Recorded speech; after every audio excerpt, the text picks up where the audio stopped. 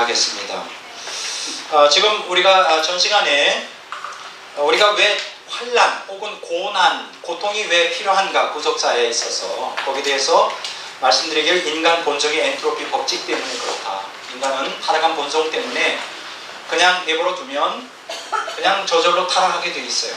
그렇게 세상에 동화되고 그것이 이제 영적 엔트로피의 법칙인데 그래서 고난이 필요하다. 지금 심각한 문제는 지금 기독교 신학이 좀 부실한 관계로, 그러니까 개신교 신학이 지금 부실한 관계로 지금 현재 그것이 지금 몇 세기 마틴 루터의 종교개혁 이후 몇백 년 동안 개신교가 흘러내려오면서 세상을 정복하고 이기고 복음화하는 게 아니라 거꾸로 세상에 의해서 세속화되는 그런 현상들이 지금 아주 급속도로 진행되고 있습니다.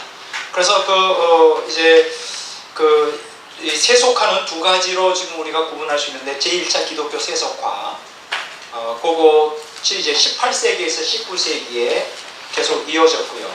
그 다음에 제2차 기독교 세속화가 20세기에서 21세기에 오늘 우리가 사는 이 시대에 이제 급속도로 가속화되고 있습니다. 제가 뭐라 그랬어요? 기독교 세속화가 제1단계, 제1차 기독교 세속화가 몇 세기? 18세기, 19세기. 제2차 기독교 세속화가 20세기, 21세기에 일어났던 것이죠. 자, 그러면 18세기에서 19세기의 기독교 세속화의 근본 원인은 뭐냐? 여러분들이 잘 알고 있는 것처럼 18세기 계몽주의 사상이 유럽을 이제 강타하기 시작했습니다. 이 계몽주의 사상이라고 하는 것은 한마디로 말하면 하나님에 대한 전면적인 도전이죠. 그동안 하나님 중심적인 세계관에서 이제 인간 중심주의, 다른 말로 말하면 인본주의로 확 돌아서는 결정적인 역할을 했던 것이 이제 계몽주의 사상입니다. 이때 당시에 그 당시의 시대상은 합리주의. 그러니까는 이성의 도전이라 이렇게 말할 수 있어요. 그러니까 모든 진리와 거짓에 대한 판단 기준이 인간 이성에 근거를 두어서 그때 기독교를 이제 공격하는 그런 것이 되었고 거기에 이제 19세기에 가속화된 게 뭐냐? 과학의 도전이 있었어요. 그러니까 인간 이성의 도전과 과학의 도전, 이 과학의 도전을 우리는 한마디로 말하면 실증주의라고 말합니다. 따라서 합시다. 실증주의. 어거스트 꽁투라고 하는 사람이 주창한 것이죠. 여기서 말하는 실증주의라는 것은 모든 진리와 거짓, 옳고 그름에 대한 모든 것은 과학적으로 검증을 받아야 된다. 그러니까 실제적인 증거를 제시하지 않으면 그건 믿을 수 없다. 이러한 그 실증주의는 곧바로 기독교 신앙에 이제 도전장을 내게 되었죠. 이렇게 18세기 합리주의, 이성의 도전, 19세기 실증주의, 과학의 도전이 합세해야 하여 기독교를 맹공격하게 되었어요.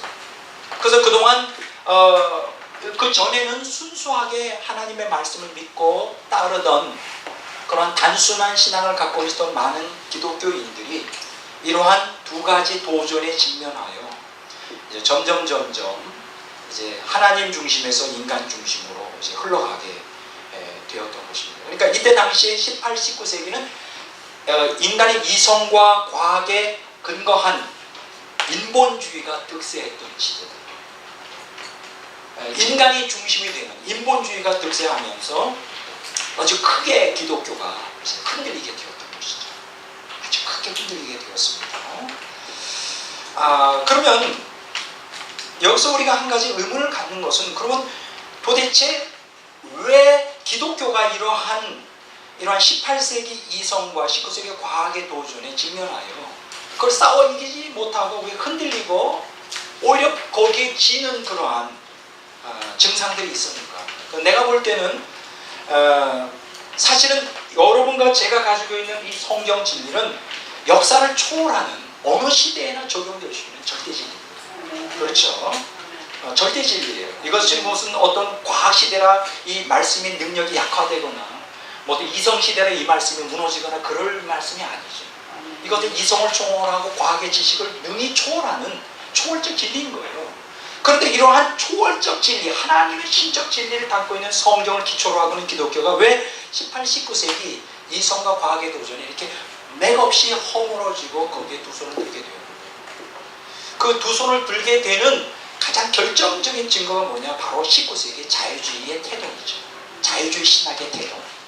이들은 하나님을 믿는다 그러고 기독교의 그 가장 중심되는 신학자들이 이러한 계몽주의 사상, 다른 말로 말하면 인간 이성과 과학의 도전에 무릎을 꿇고 거기에 아부하고 거기에 맞춰서 기독교를 재해석하려고 하는 시도가 자유주의 신학이죠. 그럼 어떻게 해서 이러한 그러한 자유주의 신학이 태동할 수밖에 없었느냐? 사실 우리가 자유주의 신학하면 우리가 기독교 신학사에 있어서 사실 이단하죠. 우리가 이단적인 사상 아닙니까? 자유주의 신학은 하나님의 그 존재 자체를 부인하고 어떤 인격적 하나님을 부인하고 예수님의 신성을 부인하고 성경에 하나님 말씀된 걸 부인하고 뭐 삼위일체도 안 믿는 사람들이 많고 그러면 이건 이단 아니에요. 이단 중에 이단인데 어떻게 자유주의 신학이라고 하는 그 변종, 기독교의 암적인 변종이 이렇게 태동하도록, 그게 물론 18세기, 19세기 이성과 과학 합리주의 실증주의의 이러한 도전에 굴복한 것이지만 그렇게 기독교가 힘이 없을 수밖에 없느냐. 그 이유가 도대체 뭐냐? 그것의 근본은 물론 로마 카톨릭까지 따져 필요 없이 16세기에 그 마틴 루터의 종교개혁에서부터 문제가 있었다는 생각합니다. 물론 이 문제에 대해서는 자세히 여기서 다루지는 않겠습니다. 마틴 루터의 종교개혁의 특징은 사실은 종교적인 개혁이 아니라 사실은 정치개혁이었어요. 엄밀한 의미에서 우리가 루터의 종교개혁을 따진다면 순수한 의미에서의 복음적인 개혁이 아니었습니다. 이것은 뭐 누구나 다 아는 사실이고요. 특히 이 마틴 루터의 이 종교개혁의 이 신학 사상은 성경적 신앙을 온전히 이해하지 못한 단편적인 개념, 다른 말로 말하면 이신칭의라고 하는, 사실은 우리가 우리 기독교 신학 혹은 성경에서 가르치는 구원에 있어서 가장 중요한 두 가지 동전의 양면과 같은 것이 있잖아요. 칭의, 하나는 칭의, justification 칭의, 다른 하나는 성화죠. 항상 칭의와 성화는 같이 가야 되는 거예요. 그러니까 칭의 없는 성화는 이건 율법주의로 전락하기 쉽죠. 행위구원으로. 그러나 성화 없는 칭의는 이것은 그 형식주의, 그냥 이것은 좀 아무 그 생명이 없는 그 죽은 신앙으로 전락시킬 수가 있어요. 그러니까 칭의와 성화는 항상 동전의 양면이에요. 구원에 있어서. 뭐 여기에 대해서는 우리가 뭐 예를 쉽게 들 수가 있죠. 레위기 16장에 보면 여러분 대속죄일 날에 그 제사 제도가 두 가지가 있잖아요. 염소가 있는데 하나는 여호와께 드린 염소, 그렇죠? 안수해서 피를 뿌려서 여호와께 드린 염소. 또 하나는 무슨 염소죠? 아사셀 염소죠. 이 아사셀 염소는 뭐냐? 피택된 염소 위에 이렇게 안수하면 그걸 갖다가 무인징으로 끌려가서 죽여버리는 거예요. 다시 돌아오지 못해요.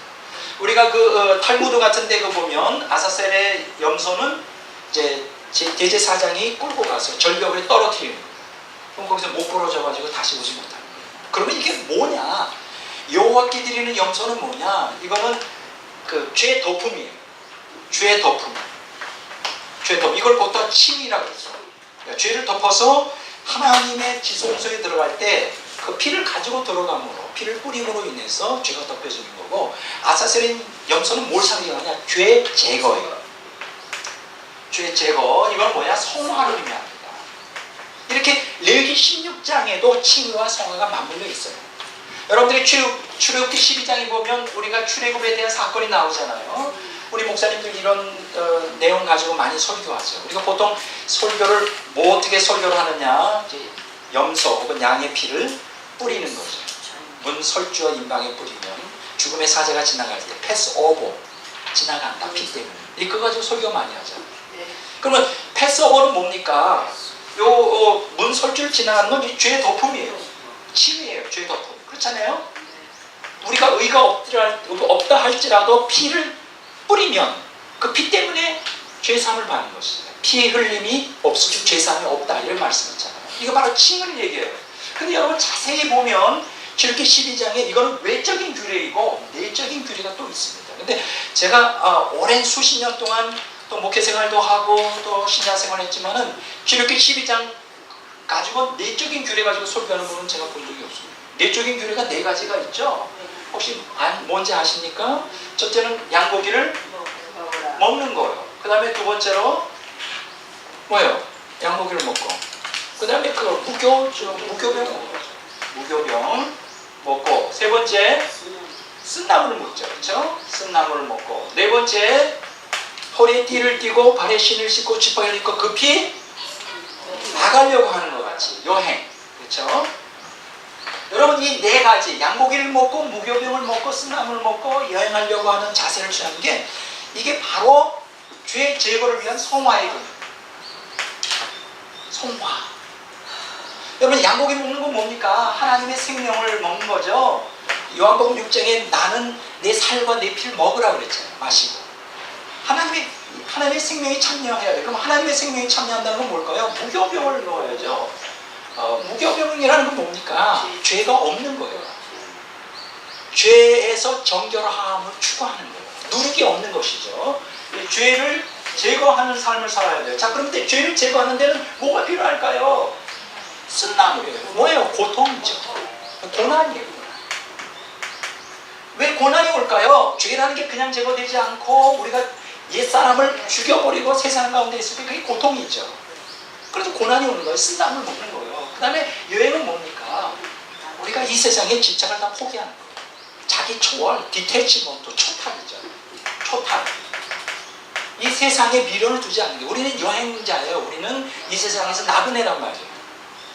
이렇게 이 출애굽기 12장에는 외형적 규례만이 아니라 내용적 규례가 있는 거예요. 이 내용적 규례의 이 네 가지 요소는 바로 성화를 위한 요소란 말이죠. 이렇게 이 레위기 16장이나 출애굽기 12장 말고도 창세기, 요한계시록까지 보면 이렇게 칭의와 성화가 맞물려서 이렇게 함께 이루어지는데, 마틴 루터 종교교회에서 참 불행한 것은 칭의를 강조하고 성화를 경시한 거예요. 그러니까 올바른 신학이 아니었죠. 그러다 보니까 이걸 갖다가 뭐라고 말하느냐? 이신칭의, 이신득의,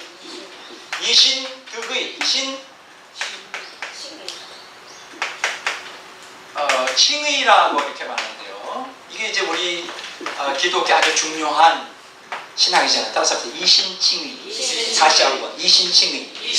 여기서 이신이라는 건 믿음으로 의롭다고 여겨지는 거죠. 믿음으로 의롭다 인정을 받는 거예요.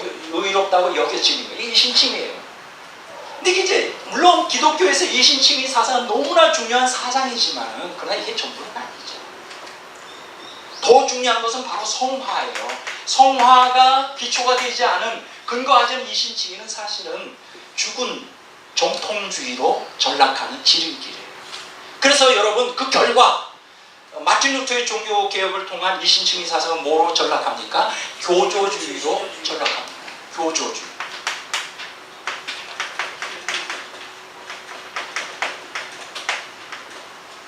자, 따라서 합시다. 교조주의. 아주 중요한 것입니다. 단어. 마틴 루터의 종교개혁의 이신칭의 사상은 뭐로 전락해요? 교조주의. 교조가 뭡니까? 교라는 건 뭐예요? 신봉한다, 믿는다. 조 뭐예요? 교리를 그냥 믿는 거예요. 여러분, 교리를 믿는 것은 교리 자체의 목적이 있는 게 아시죠? 교리를 통한 누구를 믿는 거예요? 하나님 말씀을 통한 또 예수를 믿는 거예요. 그러니까 이신칭의의 교리를 통하여 성경에 계시된 하나님을 믿는 생명으로 접해야 되는데, 그 말씀을, 성화를 놓쳐버리고 칭의만 강조하다 보니까 이 교조, 이 닥트린이, 교리가 이게 죽은 교리가 되버려요. 형식적인 정통적 죽은 정통주의가, 이게 바로 교조주의를 말하는 거예요. 죽은 정통주의. 그래서 우리는 마틴 루터의 이 교리, 그 행함이 결여된 그 입술만의 신앙 고백으로 그때 당시 루터의 이러한 그 종교개혁이 이제 실패하게 돼요. 그래서 그 실패의 역작용으로 일어난 게, 독일에서 마틴 루터의 종교개혁이 일어났는데, 바로 그 독일에서 그 다음 세기에, 11세기에 독일의 경건주의 운동이 일어납니다. 그래서 경건주의 운동이 일어나는 거예요. 루터의 종교개혁이 성공했다면 경건주의 운동이 일어날 필요가 없죠. 교조주의로 전락한 루터, 죽은 정통주의로 전락했기 때문에 아무 생명력이 없었습니다. 그래서 그 반발로 일어나는 것이 17세기 이제 독일의 경건주의. 따라서 독일의 경건주의. 이게 문제가 생겨요. 이제 루터는 교조주의에 함몰되었다면, 경건주의는 그 경건한 삶만을 또 강조해요. 교리를 경시해도 교리를 경시하고 겉으로 드러나는 경건적인 외형적인 삶만을 강조하다 보니까 또 이게 또 문제가 생기는 거예요. 루터는 행함이 결여되어 있고 경건주의는 교리를 또 무시하고 있는 거예요. 여러분, 오늘 우리에게 중요한 것은 교리도 너무나 중요합니다. 교리 공부 너무나 중요해요. 왜냐하면 바른 교리 공부는 바른 성경 해석으로 연결되기 때문에. 그래서 신학이라는 건 너무나 중요한 거예요. 그래서 신학을 우습게 생각하면 안 돼요. 물론 잘못된 신학이 잘못된 거지 바른 신학은 너무나 절실한 거예요. 그런데 이 경건주의는 바른 신학이 없었어요. 그냥 삶만. 왜냐하면 하도 루터에 뒤어가지고 교리 하면서 죽은 정통주의로 해서 그거 필요 없다. 우리가 경건한 삶. 그래서 반발 일어난 게 경건주의 아니에요. 이렇게 16세기, 18세기, 17세기 지나가면서 뭐가 나타나기 시작하느냐. 아주 거대한 기독교를 향한 도전이 나타납니다. 그게 바로 계몽주의 18세기. 계몽주의는 무엇을 가지고 강력한 무기로 들고 나왔죠. 인간의 이성, 논리, 합리성. 감당이 안 됩니다. 이 감당이 안 되는 거예요. 철학자들이 이 합리주의, 인간 이성을 절대적으로. 그러니까 이 독일의 경건주의는 이성을 무시했거든요. 왜냐면 루터의 교조주의 아주 질려가지고 삶만. 여러분, 오늘 영적 전쟁에서 많은 사람들이 거룩하게 사는 건 너무나 중요하지만 거기에 항상 바른 신학적인 틀에 의한 하나님 말씀이 탄탄하게 있지 않으면 거룩한 삶만 산다고 영적 전쟁에서 승리하는 건 아닙니다. 여러분, 이단에 빠지는 많은 사람들이 다 악한 사람만 있어요. 오히려 우리보다 더 이뻐요. 남자들은 잘생겼어. 여가 증인들 보면. 그러니까 신사적이에요. 그리고 다 엘리트들이야. 그 사람들이 무식하고 그냥 막 뿔 달려가지고 이단에 들어가는 거 아니거든요. 뭐가 그들을 이단에 빠지게 했을까요? 잘못된 교리예요. 그래서 지금 신천지가 득세하잖아요. 이유가 뭡니까? 교회에서 교리 공부가 없어. 지금 그런 시대예요. 이 시대는 이성 시대가 지나고 교리 시대가 지나고 감성 시대예요. 영성 시대예요. 그래서 교회에서 그거 안 가르쳐. 자꾸만 경험하려고 해요. 느끼려고만 해요. 물론 경험하고 느끼는 거 중요하지만 그 기초가 뭐가 돼야 될까요? 날카로운 이성과 바른 신학에 의한 하나님 말씀 공부가 선행되어야 돼요. 이렇게 16세기 루터에서 경험을 무시하는, 행함을 무시하는 그러한 교리, 17세기에 또 교리를 무시하는 이 행함만을 강조하는 이 불완전한 이 상황 가운데 18세기에 마침 계몽주의가 딱 도래하니까 어떻게 됐을까? 기독교가 그 앞에 맥을 못 추는 거죠. 맥을 못 추는 겁니다. 그래서 기독교가 무너지기 시작했어요. 그게 이제 기독교의 제1차 기독교 세속화의 이제 근본적인 빌미를 제공한 것입니다. 교회가 세속화되어 세상에 완전히 빠져들어가게 되는 근본 원인은 이렇게 바른 신학에 근거한 또 이러한 경건한 삶이 받쳐주지 않았을 때 이것을 싸워 이길 힘이 없어요. 그리고 19세기에 뭐가 나타났습니까? 이 기독교 안에 그 변종, 바이러스 같은 자유주의 신학이 교회 안에까지 침투해요. 계몽주의는 세상에서 휘날렸던 이성주의였다면 이제 교회 안에 교회를 무너뜨리는 데 결정적인 역할을 했던 게 이제 19세기 이제 자유주의 신학. 여지없이 많은 교회가 이러한 세속적인 사상에 성경적 신앙에서 떠나 성경이 우습게 보이는 거죠. 그래서 이걸 성경을 이성적으로 과학적으로 따져보면 이게 믿어져요? 안 믿어지죠. 그러니까 성경에 계시된 하나님을 등지고 세상으로 나가는 이게 제1차 기독교의 엄청난 위기였습니다. 자, 그때 짜자잔 그냥 내버려두면 그냥 교회는 기독교는 다 무너지는 거예요.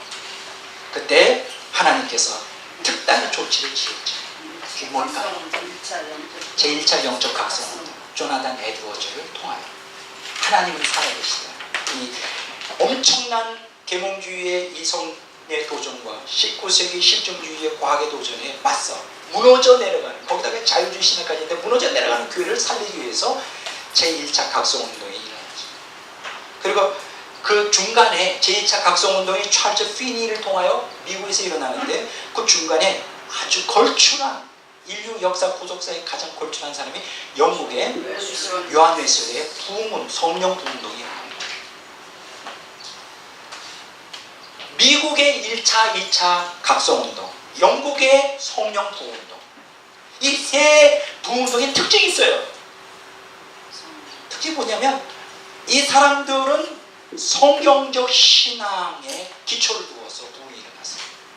우리가 지난번에 공부한 것처럼 조나단 에드워즈나 찰스 핀이나 존 웨슬리 말씀 순종에 의한 성화를 주십니다. 그러니까 16세기에 루터가 결여되었던 그 경건한 삶, 17세기에 또 경건주의가 결여되었던 그 바른 신학의 이러한 말씀에 대한 틀이 18세기, 19세기 영적 각성 운동과 존 웨슬리 부흥운동을 통하여 아주 강력하게 기독교를 지탱하는 힘이었습니다. 만약에 이때 영적 1, 2차 영적 각성 운동과 웨슬리의 부흥운동이 없었다면 그래서 끝장났을 거예요. 하나님의 절대 주권과 섭리 속에서 이들을 보내서 이런 위태로운 상황 가운데서 지금 기독교를 구원하는 그러한 일들을 행했죠. 자, 그런데 여러분, 인간이라는 게 뭐예요? 인간 본성의 엔트로피 법칙에 의해서 항상 하나님의 은혜를 잊어버려요. 또 오래 못 가요. 그게. 한 세대가 못 가요. 그러다 보니까 어떻게 돼요? 그 다음에 또 엄청난 도전이, 이제 이 기독교를 도전하는 게 뭐냐? 20세기에 물질이 도전. 20세기는 한마디로 말하면 문명의 절정을 당한, 물질 문명의 절정의 시대였다, 이렇게 말할 수 있어요. 여러분들이 역사를 공부해보면 모든 오늘 현대 문명 이기, 우리가 뭐 자동차를 한다, 컴퓨터, 냉장고, 전화기, 비행기, 뭐 하여간 최첨단의 모든 그 문명 이기들이 다 언제 발명이 되느냐? 20세기에 발명돼요. 전화나 뭐 다 한번 보세요. 19세기 거 없어요. 다 20세기에 발명돼요. 그러니까 20세기는 한마디로 말하면 인류 역사의 물질 문명의 절정이다. 그걸 우리가 지금 다 누리고 있는 것이죠. 그런데 여기서 이제 물질 문명의 문제는 뭐냐? 이제 이성과 과학의 도전도 무섭지만 사실 물질의 도전도 무섭습니다. 인간이 타락한 본성 그리고 몸을 갖고 있기 때문에, 동물적인 몸을 갖고 있기 때문에 이 물질이 약해요. 물질이 굉장히 약합니다. 이 유격에 굉장히 약합니다. 그래서 이 물질에 이제는 교회가 이제 흔들리기 시작합니다. 물질, 그리고 이제 이 당시 20세기에 주도를 했던 게 실용주의 사상. 따라서 실용주의. 실용주의가 뭡니까? 여러분, 물론 이 실용주의는 이제 미국의 교육학의 프라그마티즘이라 그래서 존 듀이가 주장을 하죠. 실용주의의 핵심이 뭐죠? 우리에게 뭐 진리다, 뭐 아니다, 그게 중요하지 않다. 우리에게 실제적으로 유익한 게 좋은 것이다. 내게 좋은 것이 좋은 것이다. 이게 실용주의잖아요. 실용주의적인 이러한 신앙이 교회 안에 이제 밀려들어오기 시작합니다. 그리고 21세기에 들어오면서 이제 영성의 도전, 이게 이제 뭐냐 하면, 이제 20세기에 들어오면서 이렇게 실용주의 또 물질주의가 이제 기독교에 큰 위협을 하고 있을 때 나타났던 신학이 바로 세대주의 신학이에요. 따라서 세대주의 신학. 저는요, 이 루터의 종교교육에서도 이 부실한 신학이 문제가 되었듯이 그보다 더 심각한 문제를 이야기하는 게 바로 세대주의 신학이라고 저는 믿습니다. 세대주의 신학은 완전히 성경을 갈갈다 찢어놓는 아주 잘못된 신학을 만들어내는 아주 결정적인 요인을 하는데, 저는 가슴 아픈 것은 오늘 정통교회의 대다수가 다 세대주의 신학을 신봉하고 있다. 그리고 그것이 마치 가장 성경적인 것처럼 사람들에게 알려져 있다. 사실은 그렇지 않습니다. 이 세대주의 신학은 비성경적이고 정말 우리에게 생명을 주는 하나님의 말씀을 아주 여지없이 완전히 파괴하는 가장 무서운 신앙 사상이죠. 이런 상황 가운데서 이제 문제가 되는 게 뭐냐? 이제 기독교의 제2차 이제 세속화가 이제 가중되게 되죠. 제2차 세계 세속화의 그 가장 발단이 되는 것은 물질 문명이 발전하면서, 1차 세속화는 계몽주의 시대의 또 과학의 공격으로 인해서 기독교가 그 하나님 말씀이 의심받는 그런 시대였다면, 이제는 아예 제2차 세속화가 이제 물질의 공격으로 인해서 이제 하나님에 대한 관심조차 다 박탈해가는, 이제 세상의 관심이 다 뺏깁니다. 한마디로 말하면 교회에 앉아서 예배 드리는 게 몸이 쑤시는 거야. 너무 누리고 즐길 수 있는 게 너무 많아. 빨리 지금 바캉스를 가야 되는데 목사님 저거 왜 이렇게 오늘 길어? 뭐 이런 식으로. 그리고 요새는 이제 보통 우리가 11시 예배인데 요새는 새벽 뭐 큰 교회는 막 1부, 2부, 3부, 4부 예배돼요. 그러면 이제 아깝단 말이에요. 시간 11시에 보면 어디도 아무 데도 못 가. 그러면 새벽 6시에 이제 뭐 7시면 그 예배 잠깐, 그것도 1시간 넘어가면 이제 막 열 올라가기 시작해. 바캉스 가려고 차에 들어가기 시작하면 다 실어놨는데 애들하고. 그래서 그 딱 끝나자마자 축도가 끝나기가 뭐, 왜냐면 축도 끝나면 목소리 먼저 나와서 악수할까봐 축도 끝나기 1분 전에 이제 교인보다 먼저 나와요. 그러니까 먼저 나오죠. 그 교회 같은 데는 5분 10분만 넘으면 막 밀려 나와가지고 차 빼려면 힘들죠. 이게 지금 물질주의 시대에 엄청난 이 탐욕, 이것에 대한 이 교회를, 우리를 무너뜨리는, 사실 하나님으로부터 관심을 뺏어가는 물질 문명의 이기가 너무나 우리 중요해요. 뭐 텔레비부터 시작해서 인터넷, 요새는 스마트폰까지. 내가 그걸 관찰해봤어요. 전철을 타가지고 이렇게 앉아있잖아요. 이렇게 보면 지금 7명이 앉아있다면 스마트폰을 이렇게 보고 있는 사람들이 3명, 4명의 평균. 엄청 많은 거예요. 그 시간에 책을 보지 않고 스마트폰을 보고 있어요. 음악을 듣든지 뭐 영화를 보든지 전화를 하든지. 야, 다 우리 마음을 이 물질 문명이 다 뺏어가요. 인간의 욕구를 충족시키는 또 물질 문명이 발달하면서 뭐 3D까지 나온대요. 그럼 가상현실 속에서 정신없이 그냥 그게 현실인 것처럼 잘 잃어버려요. 그러다가 멸망하는 거예요. 그래서 지금 제2차 세속화가, 물질주의가 득세하면서 지금 이제 점점 서서히 교회가 이제 무너져 내려가고 있어요. 그러면서 이제 21세기는 영성의 도전, 이제 다원주의, 타종교회의 어떤 그 영성이 보편적인 영성, 이머징 교회 운동, 그러면서 점점 이제 교회가 무너져 가고 있는데, 지금 그러니까 지금 우리가 신학적으로 우리가 따지면 지금 현재 기독교는 지금 세속화, 1, 2차 세속화를 통하여 점점 하나님에게서 멀어지고, 궁극적으로는 미혹의 영에 의하여 물질에 완전히 빠져 살다가 결국은 배교를 향해 가는 그런 상황 가운데 있어요. 자, 누가복음 18장 8절을 보겠습니다.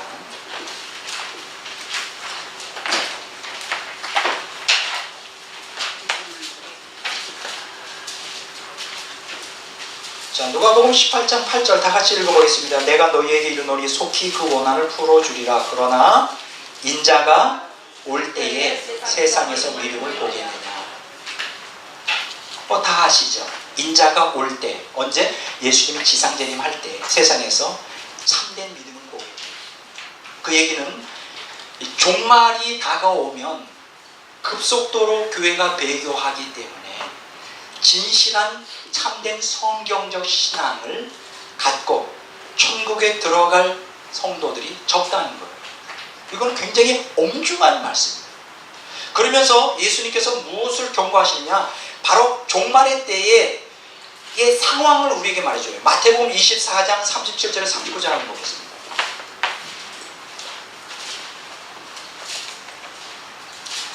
마태복음 24장 37절에서 39절 다 같이 읽겠습니다. 노아의 때와 같이 인자의 임함도 그러하리라. 홍수전에 노아가 방주에 들어가던 날까지 사람들이 먹고 마시고 장가들고 시집가고 있으면서 홍수가 나서 그들을 다 멸하기까지 깨닫지 못했으니 인자의 임함도 이와 같으리라. 자, 여기에 말씀드리는 것은 예수님이 지상 재림하실 즈음에 종말에 그때 당시의 시대 상황을 얘기해요. 노아의 때와 똑같다는 거예요. 그럼 노아의 시대는 어떻게 되느냐? 사람들이 먹고 마시고 시집가고 장가갔다. 근데 여기서 먹고 마시고 시집가고 장가가는 게 죄는 아니죠. 이게 원어를 보면, 헬라 원어에 보면 먹고 마신다는 건 먹는 걸 탐한다, 술을 탐했다. 시집가고 장가가는 것은 아주 모든 사람의 모든 욕망의 그 본질과 궁극적인 목적을 그 성적인 쾌락에 두었다, 이런 얘기예요. 그런 시대가 올 것이다. 그러니까 오늘 물질 문명으로 인하여 탐욕이 가득한 이 시대를 예고해 주는 거예요. 오늘처럼 이 물질 문명이 발달하면서 인간 탐욕을 부추기는 시대가 어디 있었나요? 어느 시대, 인류 역사 어느 시대, 어느 문명에도 이런 적은 없었습니다. 우리가 누리고 있는 이 고도의 이런 물질 문명의 이걸 누린 시대가 없습니다. 근데 여기서 굉장히 중요한 것은 탐욕의 사자티 것이고요. 노아의 시대처럼 지금 배교를 치달아가는 이 기독교회에서 가장 큰 위협이 뭐냐? 성도들을 탐욕으로 마귀가 몰아간다. 그래서 성경은 뭐라고 얘기하냐? 마태복음 24장 42절에서 44절에 자, 한번 읽어보겠습니다. 그러므로 깨어있으라. 어느 날 너희 주가 이 말론지 너희가 알지 못함이라. 너희도 아는 바니 만일 집주인이 도둑이 어느 시간에 올 줄 알았더라면 깨어있어 그 집을 뚫지 못하게 하였으리라. 그러므로 너희도 준비하고 있으라. 생각지 않은 때 인자가 오리라. 여기서 우리에게 하나님 예수님께서 촉구하시는 것은 이런 상황 가운데서 깨어있으라. 깨어있다는 건 뭘 얘기할까요? 영적 투쟁을 하라는 거죠. 가만히 있지 말고 세상에 저항하라는 거예요. 옛사람의 욕망에 저항하라는 거예요. 우리가 살고 있는 이 문화, 이 엄청 발달한 물질 문명 속에서 그냥 거기에 순응해 살지 말고, 순응하면 계속 우리의 타락한 본성의 그 인간 본성의 엔트로피 법칙에 의해서 그냥 타락해버려요. 여기 저항하라. 누가복음 21장 34절에서 36절에 있는 말씀도 동일한 것이 읽어보십시오. 누가복음 21장 34절로 36절까지 읽어보겠습니다. 다 같이 읽어보겠습니다. 너희는 스스로 조심하라. 그렇지 않으면 방탕함과 술 취함과 생활의 염려로 마음이 둔하여지고 뜻밖의 그날이 덫과 같이 너에게 임하리라. 이날 온 지구상에 거하는 모든 사람에게 임하리라. 이러므로 너희는 장차에 올 이 모든 일을 미리 피하고 인자 앞에 서도록 항상 기도하며 깨어있으라. 여기서 깨어있으라. 그럼 뭐로부터 깨어있는 거예요? 방탕함과 술 취함과 생활의 염려로 마음이 둔해지고 타락한다는 거예요.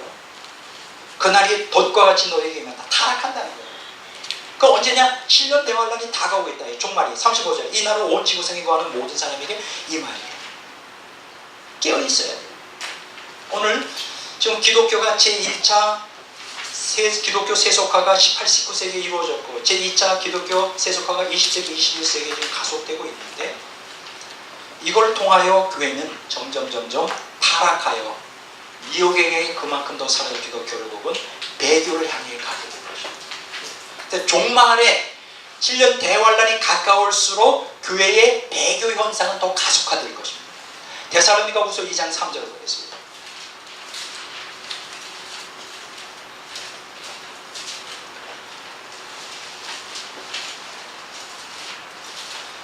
데살로니가후서 2장 3절 다 같이 읽어보겠습니다. 누가 어떻게 하여도 너희가 미혹되지 말라. 먼저 배교하는 일이 있고 저 불법의 사람 곧 멸망의 아들이 나타나기 전에는 그날이 이르지 아니하리니. 여기서 그날이라는 것은 예수님이 재림인 날을 얘기하는 것이죠. 예수님이 강림하시는 재림. 근데 재림이 있기 전에 두 가지 그 종말의 현상이 나타나는데 첫째, 먼저 교회의 배교가 있어요. 교회가 완전히 하나님을 떠나는 거예요. 그래서 소수만이 참된 신앙을 갖게 돼요. 다수는 다 이제 떠나게 되는 거죠. 그리고 두 번째는 적그리스도가 나타나는 거죠. 적그리스도. 근데 적그리스도가 나타나는 것은 먼저 배교가 먼저 있어야 돼요. 교회가 완전히 타락하여 적그리스도를 환영할 수 있는 분위기가 돼야 돼요. 여기서 제가 관심을 갖고 있는 건 뭐냐? 배교입니다. 지금 가난한 성도가 늘고 있다, 영적 노숙자가 늘고 있다는 것은 무엇을 의미하냐? 교회가 지금 배교를 향해 가고 있는 거예요. 세속화도 부족하여 배교를 향해 이제 교회를 떠나는 거죠. 여러분, 교회를 떠나서 신앙생활이 제대로 될까요? 절대 안 돼요. 비록 부족하지만 교회 안에 머물러 있어야 됩니다. 자, 그러면 교회가 배교하는데 결정적인 역할을 하는 게 뭐냐? 미혹하는 거죠. 디모데전서 4장 1절을 봅니다. 디모데전서 4장 1절 보겠습니다. 다 같이 읽어보겠습니다. 그러나 성령이 밝히 말씀하시길 후일에 어떤 사람들이 믿음에서 떠나 미혹하는 영과 귀신의 가르침을 따르리라. 여기서 후일은 뭘까요? 종말입니다. 믿음에서 떠나, 이 믿음에서 떠난다는 건 뭐예요? 믿음이 약해진다는 거예요? 아니에요? 실제적으로 구원받은 믿음에서 완전히 이탈이 나간다는 거예요. 구원을 상실한다는 거예요. 그럼 믿음을 떠나 미혹하는 영과 귀신의 가르침을 따르죠. 무서운 얘기입니다. 여러분 여기서 기억하셔야 될 것은 미혹하는 영과 귀신의 가르침은 신천지에만 있는 게 아니에요. 정통주의 보수라고 하는 교회 안에서도 얼마든지 미혹하는 영과 귀신의 가르침이 있는 거예요. 교회를 나온다고 다 자동적으로 구원받는 거 아니에요. 진정으로 성경적 신앙을 가질 때만 우리가 구원이 이루어지죠. 여러분 마태복음 13장에 네 가지 밭의 비유가 있잖아요. 하나는 길밭, 두 번째는 돌짝밭, 세 번째는 가시밭, 네 번째는 옥토가 있잖아요.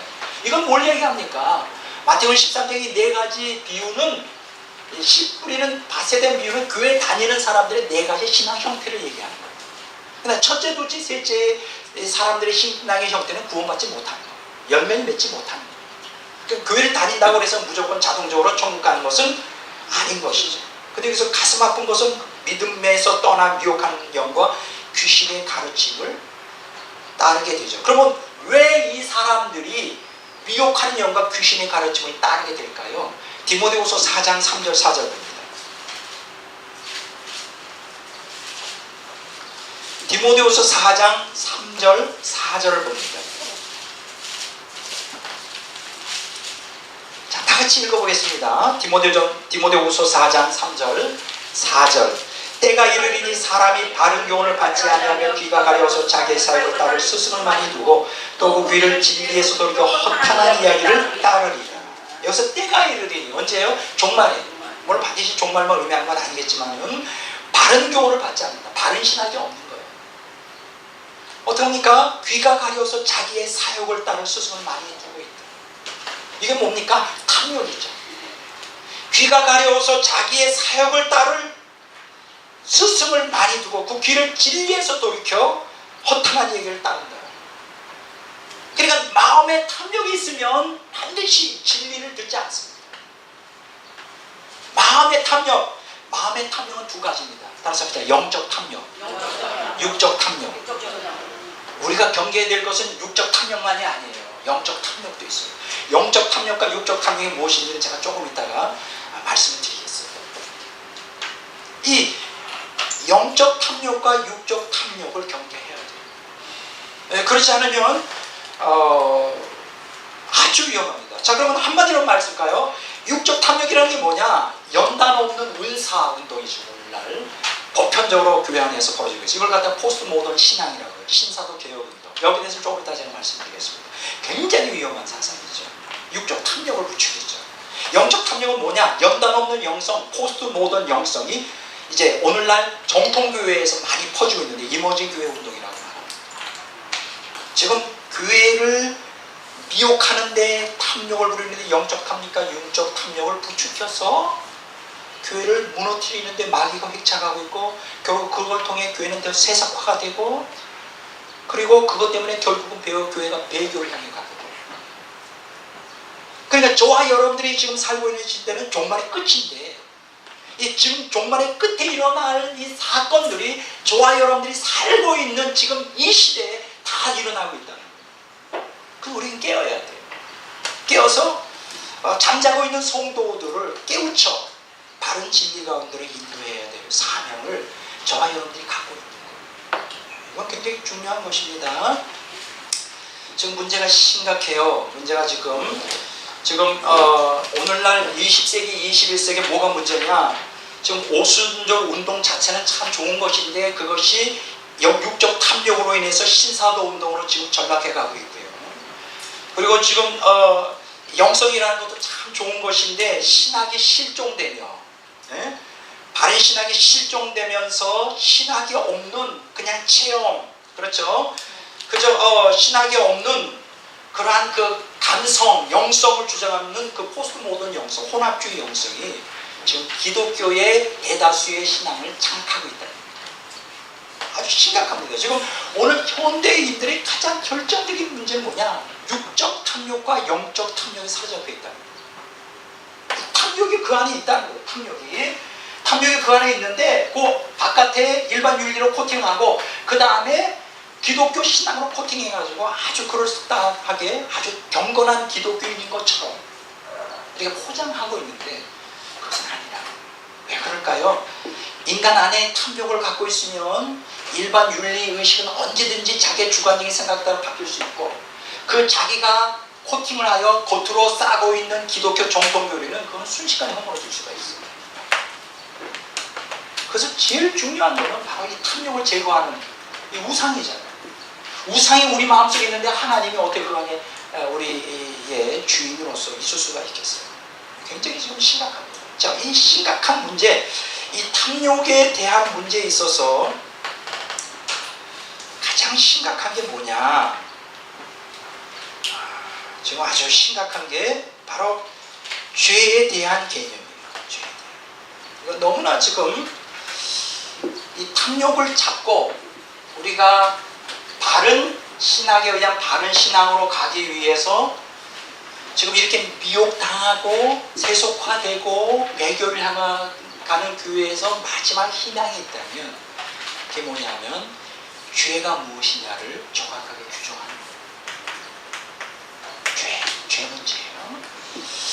여러분들 우리가 이렇게 과거에는 계몽주의 시리즈는 하나님 중심적 죄관이 있었어요. 그래서 하나님 중심으로 하나님 말씀과 성령을 통하여 우리 자신의 죄를 돌아봤어요. 여러분들 이사야서 6장에 보면 이사야의 그 죄를 통해하는 그 내용이 나오잖아요. 그렇죠? 로마서 7장에 보면 바울 사도가 자신의 내면의 본질적 죄 때문에 애통하는 게 나오지 않아요.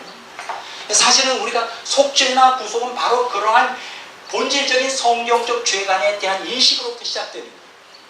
자, 그래서 이제 그렇게 되는데 이제 문제가 되는 게 뭐냐? 이제 계몽주의 시대에 접어들어 이제 인본주의가 득세를 하면서 인간 중심적 죄관으로 전락하게 됩니다. 자, 하나님 중심적 죄관에서 뭐로? 인간 중심적 죄관으로 전락하면서 이제 죄 문제는 하나님에 대한 게 아니라 인간에 대한 윤리의 문제로 변질하게 돼요. 그러면 윤리 문제는 뭡니까? 인간 중심적 죄관은 인간 이성과 양심의 근거죠. 그리고 이걸 갖다가 더 부추긴 것이 이제 다윈의 진화로 동물적인 측면에서 인간을 접근하고, 해방신학 사회적인 측면에서 죄 문제를 다루고, 실존주의 철학에서 주관적 측면에서 인간 죄를 다루면서 이제 원죄 교리, 인간의 타락한 본성에 대한 교리에 대한 것이 이제 붕괴되게 됐죠. 그래서 죄의 개념을 이제 상대화하게 된 거예요. 그러면서 이제 버틀란트 러셀 같은 사람이 자꾸만 입을 놀려가지고 덕과 지성을 강조하고, 한스퀸 같은 신학자는 세계 윤리를 강조하면서 기독교의 성경 윤리를 일반 윤리로 자꾸 변질시키고 퇴색시키는, 그래서 죄를 종교적인 틀에서 떠나 이 세상의 보편적인 윤리 개념으로 전락시키는 인간 중심 윤리, 일반 윤리로 이렇게 만들어 버렸어요. 어느 순간인가 이러한 여러 그 거짓 선생들에 의하여 기독교는 쇠뇌돼 가지고 성경적 죄관을 떠나서 이제는 그 인간 중심적 죄관, 다른 말로 말하면 내가 누구를 살인 안 하고 가는 죄를 안 보면 나는 죄가 없는 거예요. 오늘 많은 기독교인들이 그렇게 생각하죠. 그것만 하면 자기네 천국 가는 거예요. 막 사람 죽이거나 뭐 그런 죄 뭐 살인 안 하거나 이러면 죄가 없는 거라고.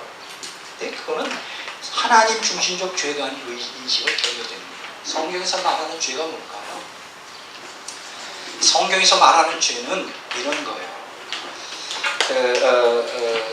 뉴 테스트먼트 워즈라고 하는 그 신약 단어 해설이라는 책이 있는데, 윌리엄 바클레이가 이런 얘기죠. 죄라는 것은 뭐냐? 하나님의 계명을 우롱하며 하나님이 마땅히 차지해야 될 자리에 인간 자신을 거기에 세워두므로 하나님의 명령을 우롱하고 하나님을 모욕하는 거예요.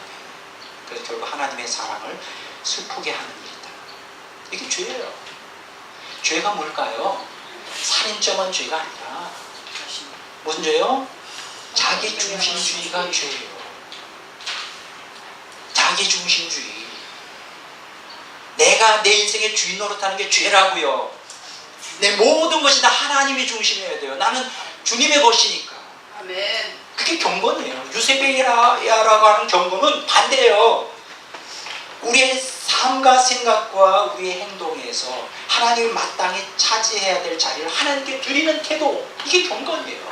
뭐 경건이라고 해서 뭐 매 예배 드리고 찬송하는 게 경건이 아니라 하나님 중심주의가 경건이라. 그러니까 아무리 우리가 주를 위해서 산다 그래도 그 모든 일들을 다 나의 영광, 자기 의를 위해서 자기 중심적으로 자기가 주인인데요. 주도권을 가지고 한다면 그건 뭐예요? 죄예요, 죄. 하나님이죠. 내가 지극히 작은 일을 한다 할지라도 모든 일을 다 하나님의 영광을 위하여 하나님이 중심이 되어 한다면 그게 뭐예요? 그게 바로 경건인 거예요. 이러한 그 죄에 대한 개념이 기독교에 약화되면서 점차적으로 자기 중심주의의 핵심은 뭡니까? 자기 만족주의죠. 자기 만족, 자기 욕망을 충족시키는 거예요. 그러면서 교회가 점점 더 세속화된 거예요. 지금 오늘날 기독교인들이 다수가 어떤 신앙을 갖고 있느냐? 자기 중심주의. 자기 중심주의. 이건 무서운 적입니다. 무서운 적이 탐욕을 가득 품고 있으면서도 일반 윤리의식으로 딱 포장하고 거기에 정통교리로 딱 포장해서 하나님이 기뻐하실 거라는 거예요. 하나님 받아주시고 하나님이 용납하시고 나는 천국 간다는 거예요. 여러분 탐욕이 우상숭배예요. 그래서 우상숭배하면 천국 못 가요. 탐욕의 이 우상재단이 무너져야 돼요. 지금 저와 여러분들이 가장 힘써야 될 게 뭐냐? 내 안에 있는 탐욕의 아성이 무너져야 돼요. 무너지지 않으면 그것은 올바른 신앙이 아니에요. 무슨 얘기인지 아시겠죠? 그래서 이 데이빗 웰스라고 하는 사람이 참 잘 말했어요. 오늘날 교회가 세속화되는 것은 신앙의 중심이 하나님에서 인간으로, 신앙생활의 목적이 하나님의 영광이 아닌 인간의 욕구 충족에 두었기 때문이라고 지적을 했어요. 이런 교회의 세속화를 통해 하나님은 기독교인의 삶에서 주변 인물로 밀려나고 말한다. 자아중심적 신앙의 결정체인 자아중심적 경건을 셀프 파이어티라고 합니다. 자, 따라서 합시다. 자아중심적 경건. 자아중심적 경건. No Place for Truth라고 하는 책, 진리 부재라고 하는 아주 유명한 데이빗 웰스의 대표적인 책인데 거기 나오는 얘기예요. 셀프 파이어티. 파이어티는 뭐예요? 경건하다는 거예요. 그런데 경건한데 단서가 붙죠. 자아중심. 자기 중심. 거룩하게 사는 것도 다 자기가 중심이 되어 있어요. 근데 이 자아중심주의는 자아중심적 경건은 어디서 나오냐? 세속적 종교성에서 나온다는 거예요. Secular religiosity. 세속적이에요. 경건하지만 이건 자기가 중심이 세속적이고 더 나아가 이것은 세속적 복음주의예요. Secular evangelicalism. 세속적 복음주의. 이 세속적 복음주의는 인간 내 개인주의를 고양시켜던 계몽주의 산물인 세속적 인본주의에서 나오는 거예요. 그러니까 지금 셀프 파이어티라고 하는 자기중심적 경건주의는 그 근간을 다 찾아 들어가면 그게 세속적 종교성, 더 나아가 세속적 복음주의인데 이것을 더 깊이 들어가면 근원이 어디 나온다고요? 세속적 인본주의, 계몽주의 사상에서 나와요. 인본주의에 무서운 거예요. 오늘 우리가 이 성경적 구속, 속죄 이걸 정확하게 우리가 믿음으로 나의 것을 받아들이려면 이 죄가 뭔지를 정확히 알아야 돼요. 이거가 없이는 절대로 내 안에 있는 탐욕을 잡을 수가 없어요. 아시겠습니까? 절대로 내 안에 있는 탐욕을 잡을 수가 없어요. 지금 제가 분명히 말씀드리기를 교회가 점점 다 세속화되고 지금 배교하고 교회들 많이 떠나고 있다고 했어요. 그런데요, 놀라운 얘기를 좀 할게요. 머리의 종교에서 가슴의 종교라고 하는 책을 보면 이원규 교수가 뭐라고 얘기하는 거예요?